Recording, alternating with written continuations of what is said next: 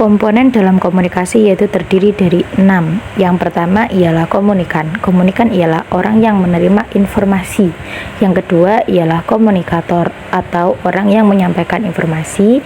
Dan selanjutnya ada pesan, yaitu informasi yang disampaikan oleh komunikator kepada komunikan. Selanjutnya ada feedback atau umpan balik, ialah tanggapan dari komunikan kepada komunikator. Dan media, alat yang digunakan untuk menyampaikan pesan atau informasi, contohnya seperti telepon atau laptop. Dan yang terakhir ialah efek, yaitu dampak yang diterima komunikan dan komunikator setelah terjadinya komunikasi. Fungsi komunikasi dibagi menjadi 4. Yang pertama ialah komunikasi sosial. Komunikasi sosial memiliki fungsi yakni memberikan informasi, bimbingan, tuntunan, arahan, hingga hiburan. Adapun beberapa fungsi komunikasi sosial lainnya, antara lain komunikasi sosial juga memberikan sinyal atau tanda yang penting dalam membangun konsep dan aktualisasi diri.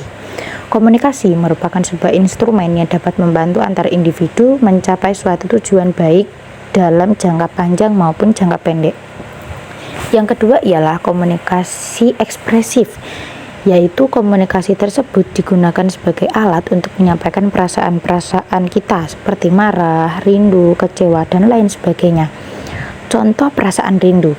Saya pernah memberikan sebuah cuplikan video yang berisi foto-foto semasa SMA, khususnya untuk mengekspresikan perasaan rindu pada saat kita semua sudah lulus dan kita tidak akan bisa mengulanginya kembali. Fungsi yang ketiga ialah fungsi komunikasi ritual, yaitu suatu tradisi yang dilakukan setiap memperingati tentang suatu kejadian, mulai dari kelahiran, sunatan, pertunangan, sirapan, dan pernikahan. Fungsi komunikasi yang terakhir ialah fungsi komunikasi instrumental, yaitu mempunyai beberapa tujuan umum: menginformasikan, mengajar, mendorong, mengubah sikap dan keyakinan, dan mengubah perilaku atau menggerakkan tindakan, dan juga menghibur. Contohnya, ibu saya sering menasihati saya seperti ini: jangan mengeluh, kejarlah terus prestasimu. Dari nasihat tersebut, saya merasa terdorong dan ingin merubah nasib kedua orang tua saya. Prinsip komunikasi terbagi menjadi 12. Yang pertama ialah komunikasi adalah proses simbol balik.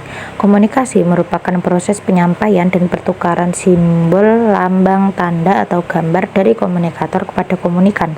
Karena simbol atau lambang digunakan untuk menunjukkan suatu hal berdasarkan kesepakatan sekelompok orang. Prinsip yang kedua ialah setiap perilaku mempunyai potensi komunikasi. Artinya, setiap bentuk komunikasi nonverbal, yakni perilaku manusia, bisa dimaknai sebagai stimulus bagi orang lain. Perilaku manusia seperti gerak-gerik tubuh dan raut wajah bisa ditafsirkan oleh orang lain, walaupun sebenarnya orang tersebut sedang tidak ingin berkomunikasi. Prinsip yang ketiga ialah komunikasi punya dimensi isi dan dimensi ruang. Dimensi isi dilihat dari isi pesannya, dan dimensi ruang ialah tempat terjadinya peristiwa-peristiwa dalam proses perjalanan waktu.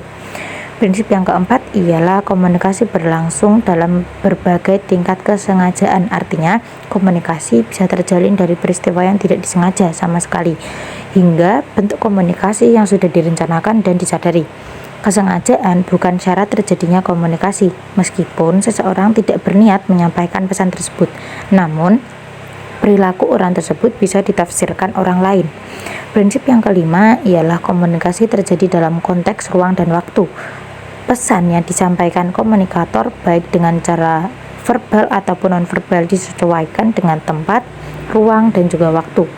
Tempat berarti di mana proses terjadinya komunikasi, sedangkan waktu ialah menunjukkan kapan pesan komunikasi dikirimkan.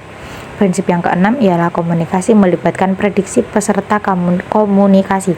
Artinya, komunikasi memerlukan tata krama yang disesuaikan dengan lawan bicaranya, sehingga sikap yang akan dilakukan harus diprediksi terlebih dahulu. Adanya prediksi membuat orang lebih nyaman dan tenang dalam berkomunikasi. Selanjutnya ialah prinsip yang ketujuh, komunikasi bersifat sistematik. Dalam hal ini dua sistem, yaitu sistem internal dan eksternal. Keduanya sangat memengaruhi cara seseorang berkomunikasi. Sistem internal adalah segala hal yang dibawa dalam berkomunikasi, sementara sistem eksternal merupakan situasi lingkungan. Kedua sistem ini mencakup faktor latar belakang budaya, nilai, adat, pengalaman, pendidikan, dan lingkungan keluarga. Yang kedelapan ialah semakin mirip latar belakang sosial budaya, semakin efektif komunikasi.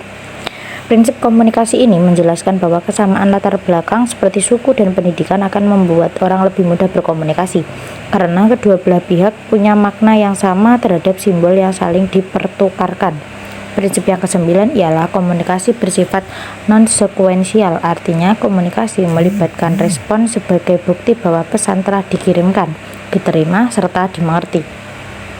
Sehingga proses komunikasi bersifat non-sekuensial atau dalam artian tidak berlangsung satu arah. Prinsip yang ke-10 ialah komunikasi bersifat prosesual, dinamis, dan transaksional. Komunikasi adalah proses berkelanjutan yang mana tiap peserta komunikasi saling bergantung dan memengaruhi satu sama lain. Hal ini terlihat dari proses penyampaian dan penerimaan pesan. Prinsip yang ke-11 ialah komunikasi bersifat irreversibel. Tiap orang yang berkomunikasi tidak bisa mengontrol dampak yang timbul akibat pesan yang dikirimkan. Pesan yang telah disampaikan tidak bisa dikendalikan atau dihilangkan pengaruhnya oleh komunikator. Prinsip yang terakhir ialah komunikasi bukan panacea untuk menyelesaikan berbagai masalah. Prinsip komunikasi ini menjelaskan bahwa komunikasi bukan satu-satunya solusi pemecahan masalah, karena komunikasi hanya salah satu faktor pendukung dalam penyelesaian masalah. Selanjutnya ialah hambatan komunikasi. Hambatan komunikasi adalah segala bentuk gangguan yang terjadi dalam proses penyampaian serta penerimaan pesan antar individu, yang umumnya disebabkan oleh faktor lingkungan, fisik maupun psikis dari individu yang terlibat. Bentuk hambatan komunikasi dibagi menjadi 3. Yang pertama, hambatan teknis, yaitu hambatan berupa keterbatasan fasilitas serta peralatan komunikasi. Contohnya, perkembangan teknologi yang kurang merata dan kerusakan alat komunikasi. Hambatan ketiga ialah hambatan semantik, adalah hambatan komunikasi dalam konteks penyampaian pesan secara efektif. Semantik lebih mengarah pada pengungkapan suatu hal lewat bahasa dan kata-kata. Dalam proses komunikasi, hambatan semantik diartikan sebagai kesalahpahaman dalam menangkap sebuah makna yang dikirimkan oleh komunikator atau komunikan. Hambatan yang terakhir ialah hambatan manusiawi, adalah hambatan yang disebabkan oleh berbagai faktor manusia seperti emosi, prasangka pribadi, persepsi, ketidakcakapan, kemampuan atau ketidakmampuan dan lain sebagainya. Faktor efektivitas dalam komunikasi yaitu ada 7. Yang pertama ialah credibility. Kredibilitas berkaitan erat dengan kepercayaan. Seorang komunikator yang baik harus memiliki kredibilitas agar pesan yang disampaikan dapat tersasar dengan baik. Beberapa hal yang berhubungan dengan kredibilitas, misalnya kualifikasi atau tingkat keahlian seseorang. Contoh, seorang dokter dianggap mempunyai kredibilitas ketika ia menyampaikan hal-hal tentang kesehatan. Yang kedua ialah konteks. Konteks berupa kondisi yang mendukung ketika berlangsungnya komunikasi. Supaya komunikasi berjalan efektif, konteks yang tepat menjadi hal yang menarik perhatian komunikan. Yang ketiga ialah konten. Isi pesan merupakan bahan atau materi inti dari apa yang hendak disampaikan kepada audiens. Komunikasi menjadi efektif apabila isi pesan mengandung sesuatu yang berarti dan penting untuk diketahui oleh komunikan. Yang keempat ialah clarity. Pesan yang jelas alias tidak menimbulkan penafsiran yang bermacam-macam adalah kunci keberhasilan komunikasi. Kejelasan informasi adalah hal penting yang bisa mengurangi dan menghindari resiko kesalahpahaman pada komunikan. Yang kelima ialah continuity and consistency. Agar komunikasi berhasil, maka pesan atau informasi perlu disampaikan secara berkesinambungan atau kontinu. Misalnya, pesan pemerintah yang menganjurkan masyarakat untuk menggunakan kendaraan umum dibandingkan kendaraan pribadi harus selalu disampaikan melalui berbagai media secara terus-menerus supaya pesan itu dapat tertanam dalam benak dan mempengaruhi perilaku masyarakat. Yang keenam ialah capability of audience. Komunikasi dapat dikatakan berhasil apabila sang penerima pesan memahami dan melakukan apa yang terdapat pada isi pesan. Dalam hal ini, tingkat pemahaman seseorang bisa berbeda-beda tergantung beberapa faktor. Contohnya latar belakang pendidikan, usia, ataupun status sosial. Yang ketujuh ialah channels of distribution. Selain berbicara secara langsung kepada audiens, ada cara lain untuk berkomunikasi, yaitu menggunakan media. Bentuk-bentuk media komunikasi yang biasa digunakan saat ini adalah media cetak ataupun elektronik.